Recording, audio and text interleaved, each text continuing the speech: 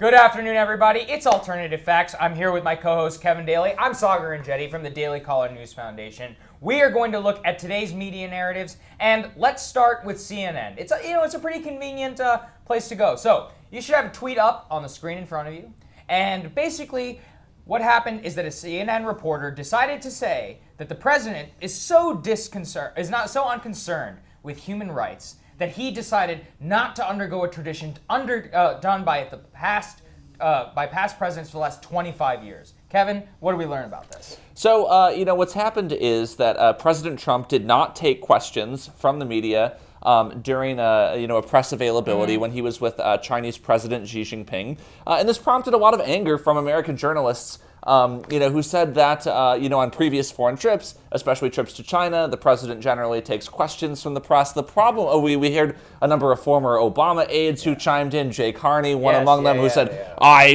got on the horn with Chinese officials to make sure that our people had access. The problem with this, of course, is that it's completely untrue. Yeah. As it happens, on President Obama's very first trip to China, just like President Trump is over there now, President Obama also did not take a single question from the media. It expressly declined to, so as not to irritate the Chinese. Yeah, so this is exactly the point, is that they have a preconceived notion in their head, the entire press corps that's out in China right now. And they're like, oh my God, Trump is not going after the Chinese government for its, for its attacks on journalists. Therefore, let's take a nugget of information, none of which we have confirmed, none of which we have any context, which the guy who tweeted this, I think, is like 26 years old. His first, one of the first time in the White House press corps. And this is exactly what happens. You get over 1,200, 1,300 retweets. He corrects the story 3 hours later, only after Obama administration officials and journalists have given us diatribes about the freedom of the press and how this is an end to American democracy and diplomacy, and it's disgusting. This also speaks to the insufferable self-regard of so many journalists who apparently feel that the complications of geopolitics must always yield to their rights as reporters to ask questions. I mean, look, this is not an inspiring display. We want to model First Amendment freedoms to the Chinese, but I am willing to say that the situation is a bit more complicated than just some yes or no proposition about whether we should allow as much press access as possible. And so it's, I think, perfectly reasonable to say that the Trump administration should do its very best to balance the press's right of access and right to information with the diplomatic initiatives it's trying to pursue with the Chinese, controlling North Korea.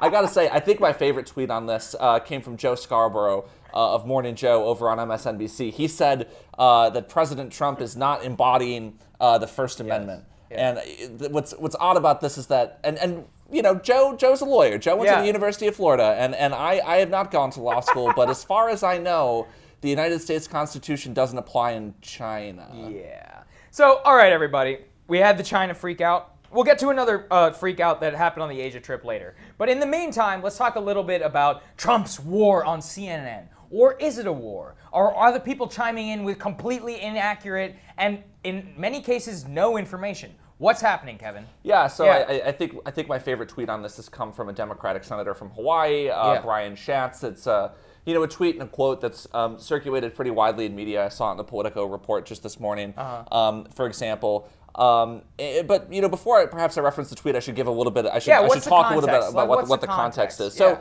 AT&T and Time Warner, two massive telecommunications companies, are currently planning an $85 billion merger. Their merger, by law, must be approved by the Department of Justice. Yesterday, we learned that the Department of Justice would like Time Warner to sell Turner Broadcasting, which is the parent company of CNN, or another broadcasting platform like DirecTV, before it merges with AT&T. And the concern here is that if AT&T and Time Warner merge, that we will have the emergence of yet another sprawling multinational conglomerate with unbelievable power over broadcasting, distribution, creation, entertainment. These are valid concerns. So wait, before we go into that, that sounds pretty reasonable to everybody, right? And yet somehow this has become cast as a total Trump administration war on CNN specifically, not Turner Broadcasting. Nobody is even mentioning DirecTV in all of this. And there is article after article alleging that the president is weaponizing the Department of Justice.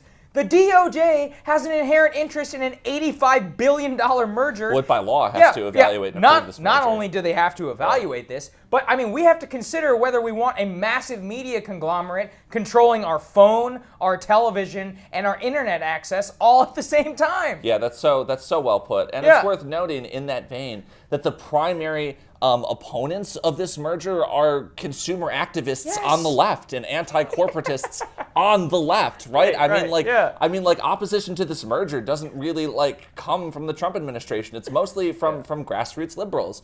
And in fact, it's as you say, let's name a few of the entities that this company would control if the merger is approved. It would control CNN. It would control DirecTV. It would be the largest provider of cell phone service in the country. Exactly. It would own Warner Brothers, which is one of the largest movie producers houses, in Buffalo, in Hollywood. Yeah.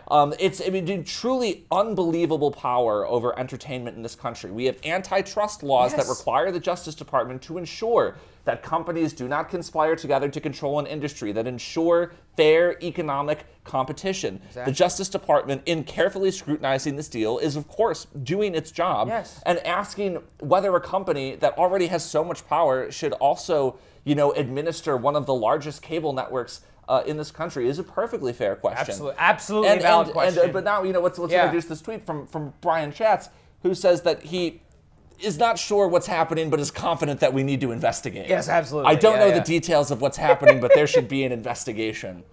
I don't know. Absurd. Maybe tweet a little bit less. Yeah, tweet less. Come read my piece on this at the Daily Caller before maybe you fire off a tweet next time, Senator.